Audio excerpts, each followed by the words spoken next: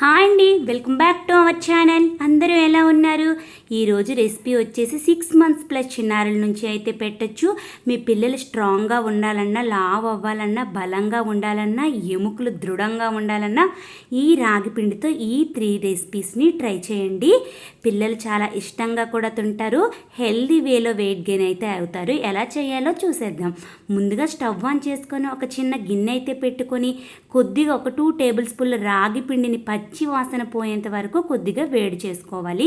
అది వేపుకోవాలి. నెయ్యి వేసుకొని వేపుకున్నా కూడా ఓకే. 6 months ప్లస్ చిన్నారుల నుంచి కూడా పెట్టొచ్చండి. నేను ఇక్కడ మెన్షన్ చేస్తున్నాను నెయ్యి, ఆయిల్ కాదు. అదే గిన్నెలోకి మళ్ళీ కొద్దిగా నేతిని వేసుకొని ఉప్మా రవ్వను 2 టేబుల్ స్పూన్లు వేసుకొని బాగా వేపుకోవాలి. పిల్లలైతే చాలా ఇష్టంగా తింటారండి అండ్ స్ట్రాంగ్గా కూడా ఉంటారు పిల్లలు. వీక్లీ 3 times అయితే చేసి పెట్టండి. ఏ టైంలో పెట్టినా కూడా ఓకే.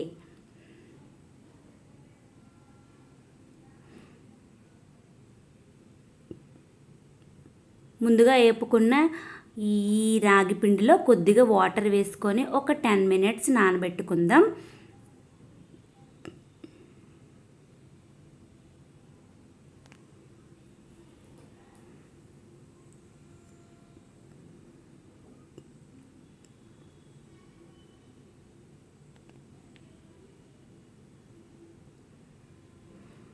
ఇది బాగా ఎగినాక ఒక గ్లాస్ వాటర్ అయితే నేను తీసుకొని అందులోనే వేసుకుంటున్నాను. ఉండలు లేకుండా బాగా దగ్గరగా ఉడికించుకోవాలి. ఉండలుగా ఉంటే పిల్లలు తినడానికి ఇష్టపడరు అండ్ డైజెషన్ కూడా అవ్వదు, సరిగా ఉడకదు కూడాను. ఇంకా ముందుగా ఒక 10 minutes నానబెట్టుకున్న ఈ రాగి పౌడర్ను కూడా అందులోనే యాడ్ చేసుకొని దగ్గరగా అయ్యేంత వరకు, ఉప్మాలా అయ్యేంత వరకు కూడా దగ్గరగా ఉడికించుకోవాలి.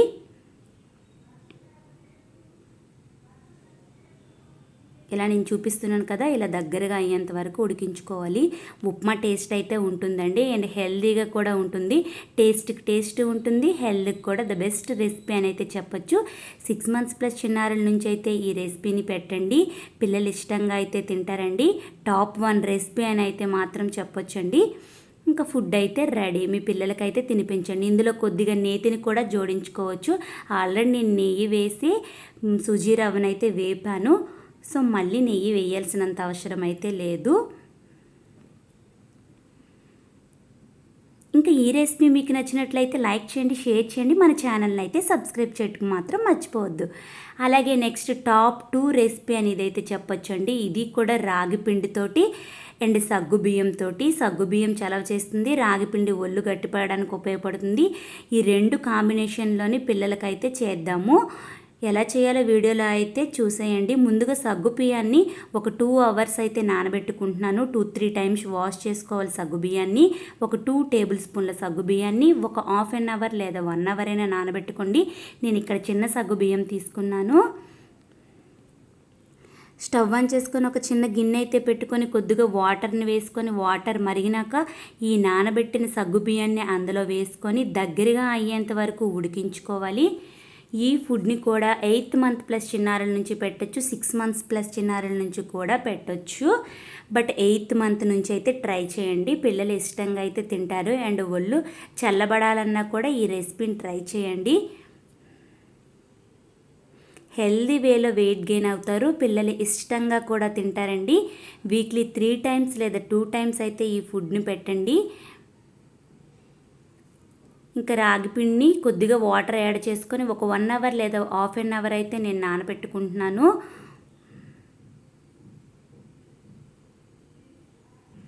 ఇంకా బాగా ఉడికిన ఈ సగ్గుబియ్యంలోకి ఈ రాగిపిండిని యాడ్ చేసుకుంటూ దగ్గరగా అయ్యేంత వరకు ఉడికించుకోవాలి ఉండలు లేకుండా.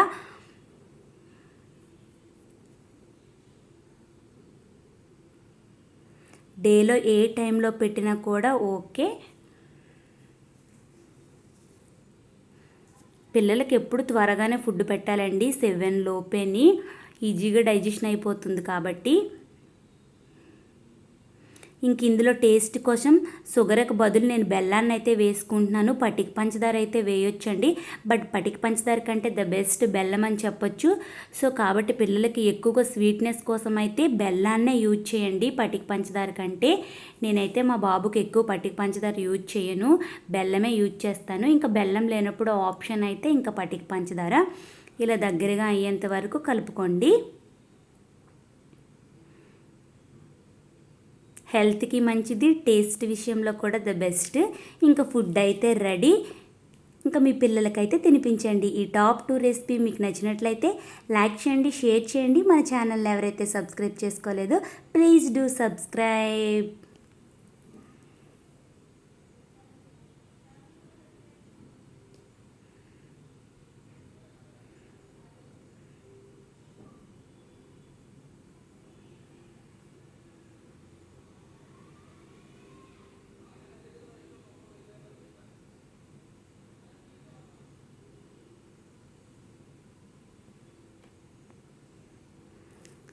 ఇప్పుడు టాప్ 3 రెసిపీ అని చెప్పొచ్చండి పిల్లల వెయిట్ గెయిన్లో. ముందుగా స్టవ్ ఆన్ చేసుకొని ఒక చిన్న గిన్నె అయితే పెట్టుకొని హాఫ్ పొటాటో, హాఫ్ క్యారెట్ని పీల్ చేసుకొని ఉడికించుకోవాలి. పొటాటో క్యారెట్ హెల్త్కి చాలా మంచిది. పొటాటో అయితే బేబీ వెయిట్ గెయిన్కి అయితే చాలా ఉపయోగపడుతుందండి. వీక్లీ 3 టైమ్స్ అయినా పెట్టండి. క్యారెట్ పిల్లలకి డే బై డే ఇచ్చినా ఓకే, రోజు కూడా ఇచ్చినా okay. Carrot, potato, dry fruits, ఆకుకూరలు, బ్రోకలీ ఇలాంటి ఐటమ్స్ అన్నీ కూడా పిల్లలకి ట్రై చేయండి. పిల్లలు హెల్తీ వేలో వెయిట్ గెయిన్ అయితే అవుతారండి. ముందుగా ఒక బౌల్ తీసుకొని 2 టేబుల్ స్పూన్ల రాగి పౌడర్ని నేను 1 అవర్ లేదా హాఫ్ అన్ అవర్ అయితే నానబెట్టుకుంటున్నాను. ఇది నానేలోపు అవి బాయిల్ అయ్యేలోపు ముందుగా స్టవ్ ఆన్ చేసుకొని ఒక చిన్న గిన్నె అయితే పెట్టుకొని ఒక గ్లాస్ వాటర్ వేసుకొని వాటర్ మరిగినాక ఈ నానబెట్టిన రాగి పౌడర్ని అందులో యాడ్ చేసుకొని రాగి జావలాగా తయారు చేసుకోవాలండి. ఈ ఫుడ్ని 8th మంత్ ప్లస్ చిన్నారుల నుంచి అయితే పెట్టండి. 6 మంత్స్ ప్లస్ చిన్నారుల నుంచి కూడా పెట్టచ్చు. ఒకవేళ తినకపోతే 8 మంత్ ప్లస్ చిన్నారుల నుంచి అయితే పెట్టండి. ఈ బాయిల్ అయిన క్యారెట్, ఆలూని గ్రైండ్ చేసుకుందాం ప్యూరీలాగా. ఇది వెయిట్ గెయిన్కి ద బెస్ట్ రెసిపీ అని అయితే మాత్రం చెప్పొచ్చండి. వీక్లీ 3 టైమ్స్ అయితే పెట్టండి. ఏ వెయిట్ గెయిన్ రెసిపీ అయినా పిల్లలకి ఈవినింగ్ 7 లోపే పెట్టండి.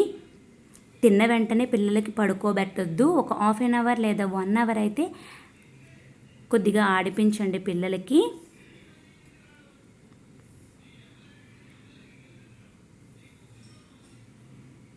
ఇంక ఇలా దగ్గరగా అయిన తర్వాత ముందుగా మనం గ్రైండ్ చేసుకున్న ఈ ప్యూరీని ఈ రాగి జావలోకి యాడ్ చేసేసుకుందాం.